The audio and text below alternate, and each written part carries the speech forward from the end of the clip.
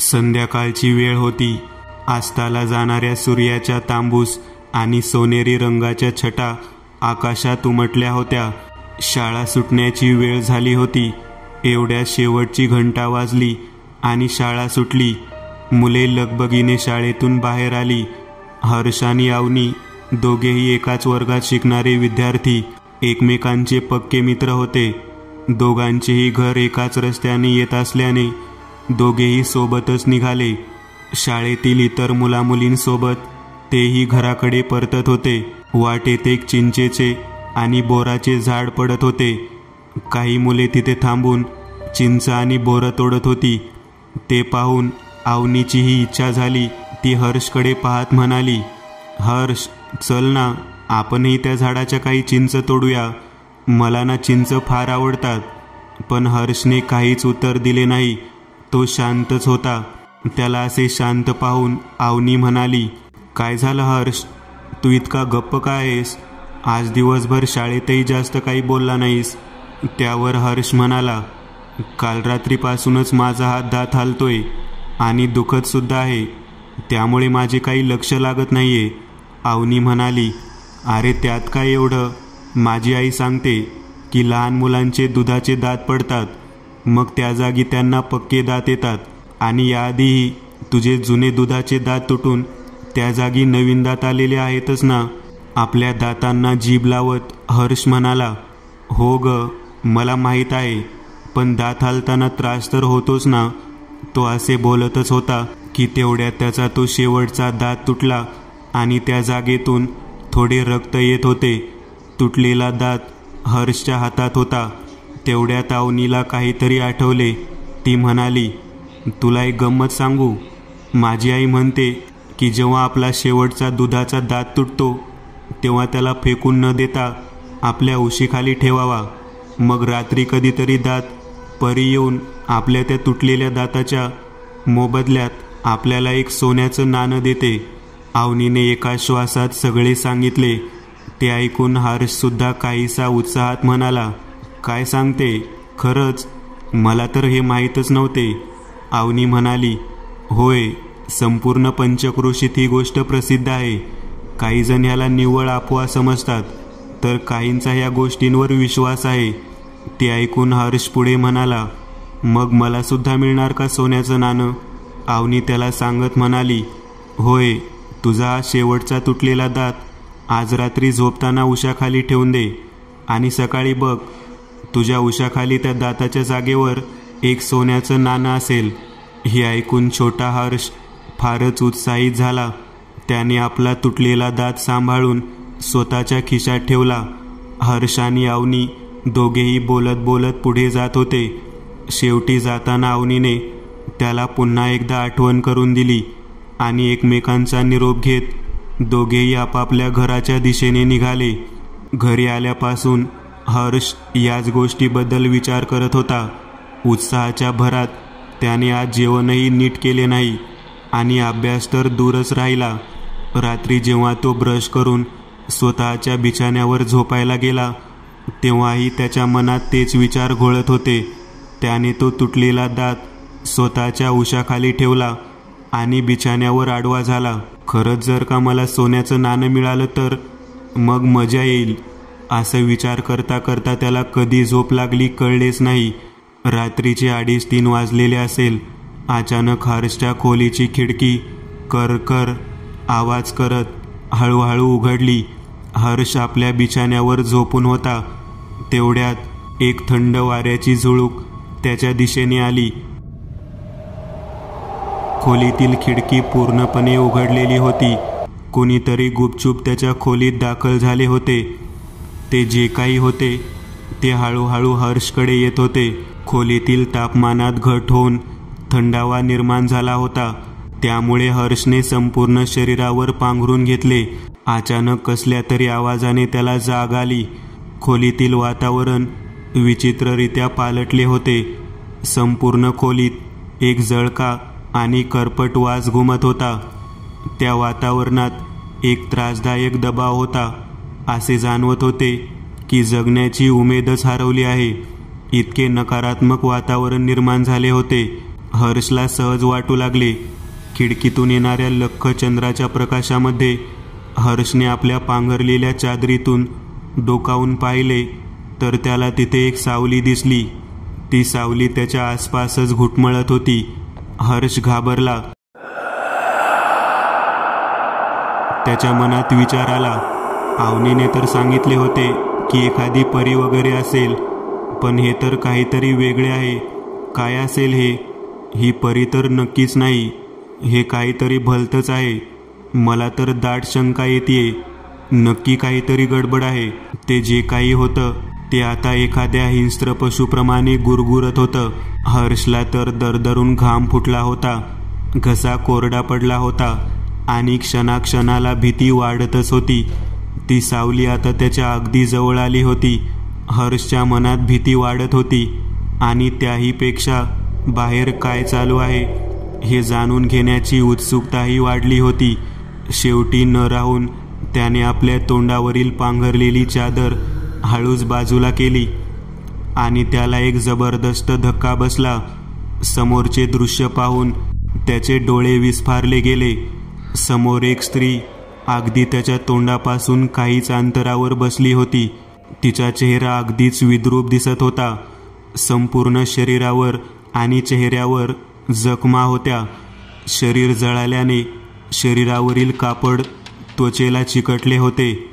ते पाहून हर्षच्या अंगात भीतीची एक लहर निर्माण झाली. त्याला जोरात किंचाळावे वाटत होते, पण घशातून आवाज फुटत नव्हता. ती अमानवीय स्त्री त्याच्याकडे पाहून जोरात किंचाळली. ती बया हर्षला काही इजा करणार. तोच हर्षने आपले डोळे गच्च मिटले आणि हर्षला जाग आली. तो उठून बसला. घामाने तो अगदी ओलाचिंब झाला होता. त्याने आपल्या चेहऱ्यावरील घाम पुसला आणि बाजूला असलेल्या टेबलवर ठेवलेला पाण्याचा ग्लास तोंडाला लावून गटागट पाणी प्यायला. 8:30 वाजून गेले होते. अंगावरील चादर बाजूला सारत तो बिछाण्यावरून घाईने उठला. आज ऑफिसला जायला उशीर झाला तर पुन्हा बॉस रागावतील असे म्हणत तो आपल्या तयारीला लागला. सगळी तयारी आटोपून त्याने आपल्या घराला कुलूप लावले आणि बाईक स्टार्ट करून लगबगीने ऑफिसकडे निघाला. हर्ष चित्रपटांच्या खराब झालेल्या रील्स आणि जुन्या माहितीपर चित्रफित रिस्टोर करण्याचे काम करत होता. ऑफिसमध्ये पोहोचण्यासाठी आज त्याला पुन्हा एकदा उशीर झाला होता. त्याने आपली बाईक पार्क केली आणि धावत निघाला. ऑफिसच्या आत येताच त्याने रिसेप्शन काउंटरवर स्वतःची हजेरी लावली आणि आपल्या डेस्कवर जाऊन बसणार तेवढ्यात कारकुनाने तिथे येऊन त्याला सांगितले की मोठ्या साहेबांनी आत बोलावले आहे. हर्षला समजले की आज त्याची काही खैर नाही. हर्ष साहेबच्या केबिनमध्ये आला. आत मोठे साहेब त्याची वाट बघत होते. हर्षला पाहताच त्यांचा पारा चढला. ते रागाने म्हणाले, what is this mister Harsh? तुम्ही आजही लेट आलेला आहात. हे चालणार नाही. तुम्ही तुमच्या कामात भलेही हुशार असाल, पण असे हुरळून जाऊन चालणार नाही. कंपनीची शिस्त तुम्हाला पाळावीच लागेल. हर्ष निमूटपणे ऐकत होता. साहेब समोर म्हणाले, 3 दिवसांपूर्वी दिलेल्या त्या जुन्या चित्रफिती रिस्टोर झाल्या? हर्ष आत्मविश्वासाने उत्तर देत म्हणाला, हो सर, आणि त्यांच्या डिजिटल प्रिंटसुद्धा तयार आहेत. हर्षच्या कामाची तत्परता पाहून साहेबांचा राग थोडा निवळला. ते शांत होत म्हणाले, ठीक आहे, बाहेर अनुपकडे मी काही प्रिंट्स पाठवले आहेत. त्यावर काम सुरू करा. तुम्ही आता येऊ शकता. हर्ष सुटकेचा निश्वास टाकत बाहेर आला. बाहेर त्याचा सहकारी आणि चांगला मित्र अनुप त्याची वाट बघत होता. हर्ष अनुपजवळ येऊन बसला. त्याला पाहून अनुप स्मित हास्य करत म्हणाला, काय मग, आज यायला उशीर झाला म्हणजे? आज पुन्हा तेच भयानक स्वप्न पडलेले असावे. एकच स्वप्न वारंवार पडत आहे म्हणजे यामागे नक्कीच तुझा भूतकाळ आहे. असे काय घडले आहे तुझ्या भूतकाळात जे राहून राहून नेहमीच डोके वर काढत असते? मला सांग, मी तुझी काही मदत करू शकणार असेल तर. त्यावर हर्ष एक उसासा सोडत म्हणाला, नाही अनुप, हा माझा वेदनादायक भूतकाळ आहे ज्याने माझे सर्व काही माझ्यापासून हिरावून घेतले आहे. यामध्ये तू माझी काहीच मदत करू शकत नाही. तूच काय, मी सुद्धा स्वतःची काहीच मदत करू शकत नाही यात. पण असे झाले तरी काय आहे तुझ्या भूतकाळात? अनुपने विचारले. त्यावर हर्ष म्हणाला, काही गोष्टी उगाच उकरून काढल्याने मनातील वेदना आणि जखमा ताज्या होतात, ज्यावर कधी कधी काही इलाज नसतो. त्या गोष्टी तशाच राहू द्याव्यात. चल आता साहेबांनी दिलेले काम पूर्ण करूया. विषय बदलवत हर्षने कामाला सुरुवात केली. संध्याकाळपर्यंत आपले काम आटोपून हर्ष स्वतःच्या घरी आला. घराचे कुलूप उघडून थकलेला हर्ष सोफ्यावर जाऊन बसला आणि बाजूला असलेल्या फोनच्या आन्सरिंग मशीनमध्ये दिवसभर रेकॉर्ड झालेले मेसेज तो ऐकत होता. हर्षने बटन दाबून मेसेज प्ले केला. हॅलो हर्ष, मी अवनी देशमुख. आठवते तुला, आपण एकाच वर्गात शिकत होतो. मला माहीत आहे इतक्या वर्षानंतर माझ्याकडून कॉलची अपेक्षा तुला नक्कीच नसणार, पण खूप प्रयत्न केल्यावर तुझा नंबर मिळाला. कारण गोष्टच तशी गंभीर आहे. मला तुझ्या मदतीची गरज आहे. जर तू इकडे गावाला येऊ शकलास तर तुझे खूप उपकार होतील. मला माहीत आहे की आपली शेवटची भेट म्हणावी तशी काही बरी नव्हती, पण आपल्या लहानपणीच्या मैत्री खातर तू जर का पुन्हा आपल्या गावी येऊ शकला तर तुझे उपकार होतील. हा मेसेज मिळाल्यावर मला प्लीज कॉल कर. इतक्या वर्षांनी अवनीचा आवाज ऐकून पुन्हा सगळ्या जुन्या आठवणी जाग्या झाल्या आणि त्याला आठवली ती रात्र, ज्या रात्री त्याचा शेवटचा दुधाचा दात तुटलेला होता. अगदी भयावह दिसणारी ती अमानवीय स्त्री हर्षकडे रागाने पाहत होती. त्या स्त्रीने जोरात किंकाळी फोडली आणि ती हर्षला काही इजा पोहोचवणार इतक्यात हर्षने हिमतीने उठून तिथून पळ काढला. बाजूच्या खोलीत त्याचे आईबाबा झोपले होते. हर्ष सरळ त्यांच्या खोलीकडे धावत गेला आणि भीतीने जोरात त्यांचे बंद असलेले दार ठोठावू लागला. जोराच्या होणाऱ्या आवाजाने त्याच्या आईवडिलांना जाग आली. त्यांनी तडक दरवाजाकडे धाव घेतली. त्याच्या बाबांनी दरवाजा उघडला. हर्ष अतिशय घाबरलेला होता. त्याने आपल्या वडिलांना घट्ट पकडले. त्याचे बाबा हर्षला आपल्यासोबत आत घेत म्हणाले, हर्ष बाळा, काय झाले? तू इतका घाबरलेला दिसतोय. काही वाईट स्वप्न वगैरे पाहिले का? भीतीने हर्षची दातखिळी बसली होती. तो अडखळत सांगू लागला, नाही बाबा, ती माझ्या खोलीत आहे. ती मला मारायला आली आहे. हर्षचे बोलणे त्याच्या आईवडिलांना काही कळत नव्हते. आई वात्सल्याने त्याच्या डोक्यावर हात फिरवत म्हणाली, कोण तुला मारायला आली आहे? बेटा, तू एखादे काही वाईट स्वप्न पाहिले असणार. नाही आई, ती आलीये, ती दातपरी. हर्ष पुढे काही सांगणार एवढ्यात घरातील वीज गेली आणि त्यांना कसला तरी धडधड असा आवाज आला. ते तिघेही आवाजाच्या दिशेने बघू लागले. हर्ष अधिकच घाबरला होता. त्याने आपल्या आईला घट्ट मिठी मारली. हर्षचे बाबा म्हणाले, तुम्ही दोघी इथेच थांबा, मी बघून येतो. हर्ष त्यांना जाण्यास मनाई करत होता, पण हर्षच्या बाबांनी त्याला धीर दिला आणि हातात काठी घेऊन ते आवाजाच्या दिशेने निघाले. त्यांना पुन्हा धडधड असा आवाज आला. हर्षचे बाबा सावधगिरीने समोर पाऊल टाकत होते. हर्षचे बाबा खोलीतून बाहेर आले. त्यांच्या हातात काठी होती. त्यांनी इकडे तिकडे पाहिले. आपल्या हातातली काठी मजबूत पकडून ते आवाजाच्या दिशेने निघाले. आत हर्ष आणि त्याची आई काळजीत होते. इतक्यात त्यांना कुणाचा तरी किंचाळण्याचा आवाज आला. तो आवाज हर्षच्या बाबांचा होता. तो आवाज ऐकून हर्षची आई आणि हर्ष मागचा पुढचा विचार न करता बाहेर धावत आले. हर्षच्या रूमच्या आत त्याचे बाबा विवळत पडले होते. त्याच्या छातीच्या आरपार ती लाकडी काठी घुसून होती. ते पाहून दोघांनाही जोराचा धक्का बसला. हर्षची आई आपल्या पतीला अशा अवस्थेत पाहून तिला जबरदस्त आघात बसला. ती लागलीच त्यांना सावरायला धावली. आतल्या बाजूला ती बया भिंतीवर एखाद्या पालीप्रमाणे चिकटून येणाऱ्या सावजाची वाट बघत हसत होती. हर्षचे बाबा आपल्या पत्नीला पळून जाण्याचा इशारा करत होते, पण त्याकडे लक्ष न देता ती त्या खोलीत शिरली आणि त्या सैतानी दातपरीने तिच्यावर झेप घेत तिलाही मृत्यूच्या हवाली केले. आता फक्त हर्ष एकटाच उरला होता.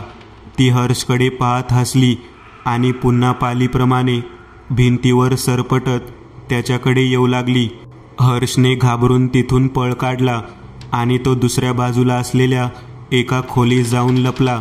ती भिंतीवरून उडी घेत खाली उतरली आणि त्या खोलीच्या दरवाजाजवळ येऊन ठेपली. ती कोणत्याही क्षणी आत शिरणार इतक्यात टेलिफोनची रिंग वाजली आणि हर्ष भानावर आला. समोरून अवनीचा फोन आला होता. हर्षने फोन उचलला. हॅलो हॅलो हर्ष, मी बोलते अवनी. मी तुला याआधी 1-2 वेळा फोन केला होता, पण फोन व्हॉइसमेलमध्ये गेला. मला माहीत आहे की तू नक्कीच माझ्यावर नाराज असशील आणि व्हायलाच पाहिजे, कारण इतक्या वर्षातून मी कधीही तुझा हालहवाल जाणून घेतला नाही आणि आज अचानक तुला फोन केला, तेही गरज पडल्यावर. पण मी काय करू? मी तेव्हा लहान होते आणि माझ्यावर काही बंधने होती. हर्ष फक्त शांतपणे ऐकत होता. अवनी पुढे म्हणाली, हे बघ हर्ष, तुला मला जी काही शिक्षा द्यायची असेल ती दे, पण आता मला तुझ्या मदतीची फार गरज आहे, कारण परिस्थितीच तशी आहे. प्लीज नाही म्हणू नको. हर्ष, काहीतरी बोल प्लीज. हर्ष एक लांब श्वास सोडत म्हणाला, कसली मदत हवी आहे तुला? अवनी थोडं थांबून म्हणाली, पुन्हा तीच परिस्थिती निर्माण झाली आहे. अवनीने त्याला सगळी परिस्थिती समजावून सांगितली आणि इकडे जमेल तितक्या लवकर येण्यास सांगितले. हर्षने रिसिव्हर ठेवला. इकडे अवनी विचारात पडली होती. तेवढ्यात तिथे एक नर्स आली आणि तिला डॉक्टर बोलावत असल्याचे तिने सांगितले. अवनी डॉक्टरच्या केबिनमध्ये आली. अवनीला पाहून डॉक्टर म्हणाले, या मिस अवनी, बसा. मी तुमच्या लहान भावाचे काही टेस्ट केले आहेत आणि त्याचे रिपोर्ट आलेले आहेत. काय आहे रिपोर्टमध्ये? अवनीने विचारले. डॉक्टर रिपोर्ट टेबलवर ठेवत म्हणाले, त्याची रिपोर्ट क्लिअर आहे. ह्याच्यावरून मी या निष्कर्षावर आलेलो आहे की तुमच्या लहान भावाला शारीरिक नाही तर मानसिक प्रॉब्लेम आहे. अवनी चिडून म्हणाली, म्हणजे तुम्हाला काय म्हणायचे आहे? माझ्या भावाला वेड लागले आहे? डॉक्टर अवनीला समजावत म्हणाले, please don't get me wrong. जसे शरीरात काही बिघाड झाल्यास आपण डॉक्टरची मदत घेतो, तसे मनालाही कधीकधी उपचाराची गरज असते. जसे शरीर फिट असणे जरुरी आहे, तसे मनाचीही फिटनेस जरुरी असते. मेंटल हेल्थ एक जरुरी गोष्ट आहे, ती काही गंमत नाही. पण दुर्दैवाने आपल्या देशात मानसिक प्रॉब्लेम्सना नेहमी वेडेपणाच्या व्याख्यात मोडले जाते. मानसोपचार तज्ज्ञांची मदत घेण्यात काहीच गैर नाही. अवनी थोडी वरमली आणि पुढे म्हणाली, सॉरी डॉक्टर. डॉक्टर स्मिथ हास्य करत म्हणाले, इट्स ओके मिस अवनी. आपल्याला त्याच्यावर सायकोलॉजिकल पद्धतीने उपचार सुरू करावे लागतील. माझे डॉक्टर प्रधानशी बोलणे झाले आहे. ते एक उत्तम मानसोपचार तज्ज्ञ आहे. आपण उद्यापासून त्यांची ट्रीटमेंट सुरू करूया. टेन्शन घेऊ नका. तुमचा भाऊ लवकरच बरा होईल. डॉक्टरच्या केबिनमधून बाहेर निघत अवनी सरळ आपल्या लहान भावाच्या रूममध्ये आली. तिचा लहान भाऊ ईशान बेडवर बसून होता. अवनी ईशानजवळ जाऊन मायेने त्याच्या डोक्यावर हात फिरवत म्हणाली, ईशान, तू काळजी करू नकोस. सगळं काही ठीक होईल. उद्या मोठे डॉक्टर येणार आहेत. तू लवकरच ठीक होशील. ईशान काहीसा निराश होत म्हणाला, कोणताच डॉक्टर यावर काही उपाय करू शकत नाही, कारण ही समस्या वेगळी आहे ताई. तू तरी माझ्यावर विश्वास ठेव. मी खोटं नाही बोलत आहे. अवनी पार गोंधळून गेली होती. तिला समजत नव्हते की कुणावर विश्वास ठेवावा. तिच्या डोळ्यात पाणी होते. अवनी ईशानला जवळ घेत म्हणाली, सगळं ठीक होईल. मी आहे तुझ्याबरोबर. दुसऱ्या दिवशी ऑफिसमध्ये काम करत असताना हर्षचे लक्ष लागत नव्हते. त्याच्या डोक्यात सारखे तेच विचार येत होते. काय करावे? तिथे त्या गावात वापस जावे की नाही याबद्दल तो विचार करू लागला. तिथे परत जाणे म्हणजे मृत्यूला निमंत्रण देण्यासारखे होते, कारण हर्षच्या मागची पीडा अजून संपली नव्हती. त्याने फक्त त्या समस्येपासून अंतर ठेवले होते आणि गावात गेल्यावर ती पुन्हा त्याचा माग काढत येणार होती. ती आपल्याला असे सहजासहजी सोडणार नाही हे तो पक्के जाणून होता. शेवटी त्याचा विचार पक्का झाला. त्याने ठरवले की गावाला जाऊन तो अवनीची मदत करणार. किती दिवस असे भीतीच्या सावटात घाबरत जगायचे. एके दिवशी सगळ्यांनाच मरण येणार आहे, तर असे भ्याडपणे जगण्यापेक्षा मृत्यूशी 2 हात करत मरणे बरे. आता ह्या नाट्याचा अंत व्हायलाच हवा. हर्षचा निर्धार पक्का झाला. इकडे ईशान झोपला होता व बाजूला अवनी बसून त्याची मेडिकल फाईल बघत होती. तेवढ्या तिथे एक इसम आला. त्याला पाहून अवनी म्हणाली, अरे निखिल तू. निखिल जवळ येत म्हणाला, आता कसा आहे ईशान? सध्या तरी बरा आहे. निखिल अवनी जवळ बसत म्हणाला, माझे डॉक्टरांशी बोलणे झाले आहे. तू खर्चाची चिंता करू नको, मी आहे. ईशानला जे भास होतात त्याबद्दल मी त्यांच्याशी चर्चा केली आहे. त्यांनी ईशानची केस डॉक्टर प्रधानांना रेफर केली आहे. मी ऐकले आहे त्यांच्याबद्दल. ते एक प्रसिद्ध मानसोपचार तज्ज्ञ आहे. मला खात्री आहे की तो लवकर बरा होणार. अवनी दुःखी होत म्हणाली, तुला सुद्धा वाटते की ईशानला भास होतात? तो खोटे बोलत आहे. त्यावर समजुतीच्या स्वरात निखिल म्हणाला, यात खरे खोटे असे काही नाही. ईशान अजून लहान आहे आणि म्हणून बहुधा त्याला काल्पनिक आणि वास्तविक गोष्टींमध्ये फरक करता येत नसावा. हे बघ अवनी, जितकी तुला ईशानची चिंता आहे तितकीच मलाही आहे. यावर अवनी काहीच बोलली नाही. निखिल तिला धीर देत होता. अवनीच्या मनात द्वंद्व सुरू होते. नक्की कोण खरं बोलते, कुणावर विश्वास ठेवावा आणि कुणाची मदत घ्यावी याबद्दल तिच्या मनात संभ्रम निर्माण झाला होता. एकीकडे तिचा सखा लहान भाऊ होता, तर दुसरीकडे निखिल, ज्याच्याशी तिचे लग्न ठरले होते. हर्षने घाबरून तिथून पळ काढला आणि तो दुसऱ्या बाजूला असलेल्या एका खोलीत जाऊन लपला. ती भिंतीवरून उडी घेत खाली उतरली आणि त्या खोलीच्या दरवाजाजवळ येऊन ठेपली. ती कोणत्याही क्षणी आत शिरणार होती. हर्षचे काळीज वेगाने धडधडायला लागले. ती हळूहळू चालत त्याच्याकडे येत होती. तसा हर्ष मागे हटत चालला होता. आता काय करावे हे त्याला सुचत नव्हते. लहान हर्ष हातात जे काही येईल ती वस्तू फेकून मारत तिला थोपवण्याचा व्यर्थ प्रयत्न करत होता. ती हर्षला काही इजा करणार. तोच हर्षच्या हातात काहीतरी लागले. तो एक मोठा टॉर्च होता. स्वतःला वाचविण्याच्या धडपडीत नकळत त्याच्या हातातून तो टॉर्च सुरू झाला आणि त्याचा प्रकाश तिच्या अंगावर जाऊन पडला. ती किंचाळत मागे हटली आणि समोर तिला काहीतरी दिसले, ज्याने ती दातपरी बाजूला असलेली खिडकी पूर्णपणे तोडून तिथून पळून गेली. हर्षने त्या खिडकीतून बाहेर पाहिले तर ती दातपरी उडत आकाशात कुठेतरी गायब झाली. सकाळ झाली होती आणि एव्हाना हर्षच्या घरासमोर लोकांनी एकच गर्दी केली होती. हर्षच्या आईबाबांचे शव घेऊन ॲम्ब्युलन्सच्या गाडीत ठेवले जात होते. पोलीस घटनास्थळाची पाहणी करत होती. लहान हर्ष एका बाजूला खिन्न मनाने बसून होता. पोलिसांना प्रकरणाचा नीट छडा लागत नव्हता, कारण हर्षने दिलेल्या त्याच्या बयानावर त्यांचा विश्वास बसत नव्हता. त्यांना वाटत होते की हर्षची मानसिक स्थिती ठीक नाही आणि त्यातून तर हे हत्याकांड घडले नसावे, असा ढोबळमानाने निष्कर्ष काढण्यात आला. पुढे मनोरुग्ण तज्ज्ञांना बोलावून त्याला त्यांच्यासोबत जबरदस्तीने उपचारासाठी पाठवण्यात आले. हर्ष त्यांना विरोध करत होता. तो सगळ्यांना ओरडून सांगत होता की त्याने जे पाहिले ते खरे आहे, पण कोणी त्याच्यावर विश्वास ठेवायला तयार नव्हते. इतक्यात अवनी आपल्या आईवडिलांसोबत तेथे आली. हर्ष ओरडून अवनीला मदतीसाठी बोलावत होता. अवनी, यांना त्या दातपरीबद्दल सांग. ती काल रात्री तुटलेला दात घ्यायला आली होती आणि तिनेच माझ्या आईबाबांना मारले आहे. प्लीज सांग यांना. झालेल्या प्रकाराने अवनी भेदरली होती. ती काहीच बोलली नाही. आईबाबांच्या जाण्याने हर्ष अधिक खचला होता आणि आता त्याची पक्की मैत्रीण अवनीने सुद्धा काही मदत केली नाही, म्हणून तो पार कोलमडून गेला. ट्रेन थांबली आणि लगबगीने खाली उतरणाऱ्या प्रवाशांच्या धक्क्याने हर्ष भूतकाळातून बाहेर आला.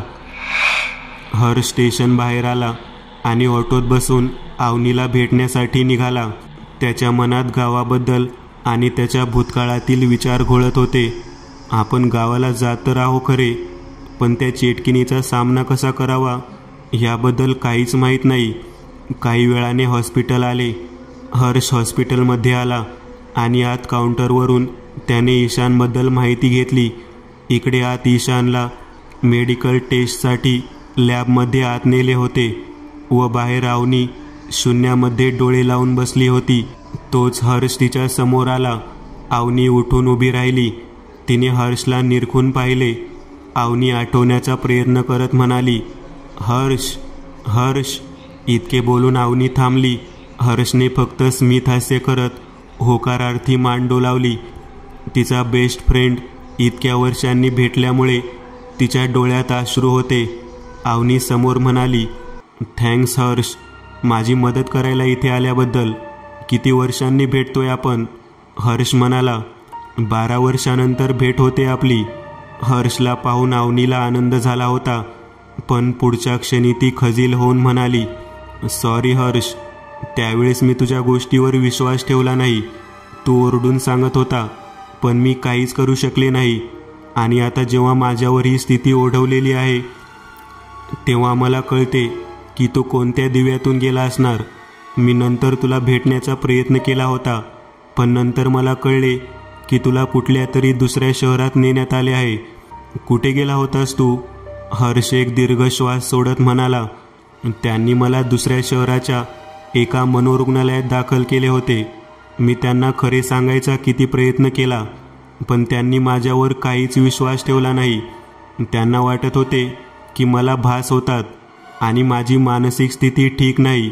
1 वर्ष त्यांनी माझ्यावर उपचार केले आणि मला पटवून दिले की त्या रात्री असे काहीच झाले नव्हते. शेवटी मला समजले की यांना सांगून काहीच उपयोग होणार नाही, म्हणून मग मी बरे झाल्याचे नाटक केले. त्यांचा विश्वास संपादन केला आणि जेव्हा त्यांना पटले की मी आता पूर्णपणे बरा झालोय, तेव्हा मग त्यांनी मला लवकरच सोडून दिले. तिथून मला एका अनाथालयात दाखल करण्यात आले. मग तिथून एका वृद्ध दाम्पत्यांनी मला दत्तक घेतले. मी त्यांच्यासोबत राहायला गेलो. हर्षची भीती ऐकून अवनीला वाईट वाटले. ती पुढे म्हणाली, खरंच खूप वाईट झाले तुझ्यासोबत. यासाठी काही अंशी मीही जबाबदार आहे. त्यासाठी पुन्हा एकदा मी तुझी माफी मागते. हर्ष अवनीला समजावत म्हणाला, नाही, त्याची काहीच गरज नाही. त्यात तुझी काही चूक नव्हती. लहान होतो आपण त्यावेळी जास्तीत जास्त काय करू शकणार होतो? हर्ष आणि अवनी बोलत होते तोपर्यंत ईशानचे सगळे मेडिकल टेस्ट पूर्ण झाले होते आणि त्याला त्याच्या खोलीत शिफ्ट करण्यात आले. अवनी आणि हर्ष त्याला भेटायला त्याच्या खोलीत गेले. हर्ष अवनीला म्हणाला, अवनी, तू बाहेरच थांब, मला ईशानशी एकट्याने बोलायचे आहे. अवनीने फक्त मान डोलावली आणि बाहेर बसून ती त्या दोघांचे बोलणे ऐकत होती. हर्ष आत आला. आतमध्ये ईशान बेडवर बसून होता. त्याला पाहून हर्ष म्हणाला, हॅलो ईशान, मी तुझ्या ताईचा मित्र आहे, तुला भेटायला आलेलो आहे. ईशान काहीसा निराश होत म्हणाला, इतरांप्रमाणे तुम्हाला सुद्धा वाटतं की मला भास होतात? त्यावर त्याला धीर देत हर्ष म्हणाला, नाही, मला तुझ्यावर पूर्ण विश्वास आहे की तू खोटे बोलत नाही आहेस आणि हे जे काही घडते ते तुझे भास नाही तर ते सगळं खरं आहे. कोणाला तरी आपल्यावर विश्वास आहे. हे ऐकून ईशानला थोडे बरे वाटले. हर्ष पुढे म्हणाला, ईशान, मला सविस्तर सांग, हे सगळं कधीपासून घडते? तेव्हा ईशानने सांगायला सुरुवात केली. 2 ते 3 दिवसांपूर्वी माझा शेवटचा दुधाचा दात तुटला होता आणि गंमत म्हणून मी तो तुटलेला दात आपल्या उशीखाली ठेवला. मला या गोष्टीवर विश्वास नव्हता, पण मला यामागचे रहस्य जाणून घेण्याची उत्सुकता होती. रात्री ती दातपरी आली तेव्हा खोलीतील वातावरण अचानक रहस्यमयरित्या पालटले. तापमान अचानक घसरले. हवेत थंडावा पसरला होता. खोलीत अंधार होता. फक्त चंद्राचा उजेड तेवढा खिडकीतून येत होता. मला कुणाची तरी सावली दिसली. कोणाही मी पाहण्यासाठी उठलो तेव्हा मला समोर ती दातपरी दिसली, जी माझ्या उशाशी येऊन बसली होती. तिच्या हातात माझा तो तुटलेला दात होता. ती फार भयानक दिसत होती. ती माझ्याकडे पाहत जोरात किंचाळली, जसे काही तिला म्हणायचे होते की मी तिला पाहून मोठी घोडचूक केली आहे. तिच्या डोळ्यात आग होती, तर तिच्या किंचाळण्यात एक इशारा होता. तिचे ते भयंकर रूप पाहून मी घाबरलो. तिने माझा हात तिच्या हाताने पकडून जोरात पिळायला सुरुवात केली. तिच्या तीक्ष्ण नखांनी माझी छाती आणि मानेवरील त्वचा ओरबाडून काढली. ईशानने आपल्या जखमा हर्षला दाखवल्या आणि तो पुढे सांगू लागला. मी तडफडत होतो. मग किंचाळत ताईला आवाज दिला आणि बाजूला असलेला टेबल लॅम्प मोठ्या कष्टाने धडपडत सुरू केला. लॅम्पचा उजेड पाहताच ती गायब झाली. तेवढ्यात ताई आत आली. मी तिला घडलेला सगळा प्रसंग सांगितला, पण तिने माझ्यावर विश्वास ठेवला नाही. दुसऱ्या रात्रीही मला तोच प्रत्यय आला. त्या दिवसापासून मला अंधाराची भीती वाटते. असे वाटते की अंधार झाला की ती येणार आणि मला मारून टाकणार. म्हणून मग मी इथेही रात्रभर लाईट सुरू ठेवून झोपतो, पण तिच्या भीतीमुळे मला नीट झोपताही येत नाही. मी कितीही ओरडून सांगितले तरी सगळे मला वेड्यात काढतात, अगदी माझी ताईसुद्धा. इतके बोलून ईशानच्या डोळ्यात पाणी आले. हर्ष त्याची आसवे पुसत म्हणाला, हे खरं नाही ईशान. तुझ्या ताईला तुझ्यावर पूर्ण विश्वास आहे, म्हणूनच तर ती तुला तुझ्या भल्यासाठी इथे घेऊन आली आहे. हर्ष त्याच्या हातात एक भला मोठा टॉर्च देत म्हणाला, माझी एक गोष्ट लक्षपूर्वक ऐक. हा तुझा भास नाही, कारण मीही या परिस्थितीतून गेलेलो आहे. हे घे, हा टॉर्च असू दे तुझ्याजवळ. फार तर नाही, पण यामुळे ती तुझ्या जवळ येऊ शकणार नाही आणि तुला थोडा वेळ मिळेल. इतके बोलून हर्ष बाहेर आला. अवनी बाहेरच उभी होती. ती अधीर होत म्हणाली, काय झालं? तू ईशानची गोष्ट ऐकली ना? जे तुझ्यासोबत झालं तेच आता त्याच्यासोबत होते. तू यावर काय उपाय केला? तोच उपाय मला सांग, जेणेकरून माझ्या भावाची यातून सुटका होणार. तिला दूर घेऊन जात हर्ष म्हणाला. दुर्दैवाने यावर काहीच उपाय नाही अवनी. काय? हर्ष हे वाक्य ऐकून अवनीला धक्काच बसला. हर्ष पुढे म्हणाला, मी खरं तेच बोलतोय. यावर काहीच उपाय नाही. जर उपाय असता तर मी आतापर्यंत भीतीच्या छायेत जगलो नसतो. माझ्या मागची ती पीडा अजूनही सुटलेली नाहीये. एव्हाना तिला कळले असणार की मी इथे आलेलो आहे आणि इथे आल्यावर ती माझासुद्धा माग काढत माझ्या मागे येणार आहे. हे तू काय बोलतोयस? अवनीला एकावर एक असे धक्के बसत होते. होय अवनी, मी खरं तेच सांगतोय. त्या रात्री तर ती पळून गेली होती, पण दुसऱ्या दिवशी त्या मनोरुग्णालयात दाखल असताना तिने पुन्हा एकदा माझ्यावर हल्ला केला होता. मी स्वतःला वाचवण्यासाठी म्हणून आरडाओरडा केला, तेव्हा तिथे कार्यरत असणारा एक माणूस धावत माझ्याकडे आला. त्याच्यावर सुद्धा त्या दातपरीने हल्ला केला आणि त्याला मारून टाकले. तेव्हा तिथे भरती असलेल्या एका दुसऱ्या माणसाने माझे प्राण वाचवले. इतकी क्रूर आहे ती दातपरी. पण लहानपणी माझ्या आजीने आणि आईने त्या दातपरीबद्दल वेगळेच काहीतरी सांगितले होते. नक्की ती दातपरी आहे तरी कोण? आणि ती लहान मुलांनाच का आपला शिकार बनवते? याबद्दल तुला काही समजले का? हर्ष आवेशात येऊन म्हणाला, ती दातपरी एक चेटकीन आहे. त्या रात्री जेव्हा माझ्यावर दुसऱ्यांदा हल्ला झाला तेव्हा ज्या माणसाने माझे प्राण वाचवले त्याने नंतर मला तिचे रहस्य सांगितले होते. पण यात किती सत्यता आहे हे मला जास्त माहीत नाही, पण त्याने जे सांगितले ते मी तुला सांगतो. मग हर्षने सांगायला सुरुवात केली. त्या माणसाने मला सांगितले की 50 ते 60 वर्षांपूर्वी. मित्रांनो, आज पुरतं एवढंच. तुम्हाला जर काही गोष्ट आवडली असेल तर नक्की लाईक करा. तुमच्यापैकी बरेचसे जण व्हिडिओ लाईक न करताच पळून जातात, पण हा जर व्हिडिओ तुम्ही लाईक केला तर मला जरा बरं वाटेल आणि असेच भारी भारी व्हिडिओ बनवायची माझ्यात एनर्जी येईल. त्यामुळे नक्की लाईक करा. आणि अजूनही कोणी या चॅनलला सबस्क्राईब केलेलं नसाल तर लगेच सबस्क्राईब करून टाका. आणि बाजूची घंटी ती मात्र दाबायला विसरू नका. देवाची घंटी आहे ती. चला तर मग पुन्हा भेटूया अशीच एक आगळी वेगळी गोष्ट घेऊन पुढच्या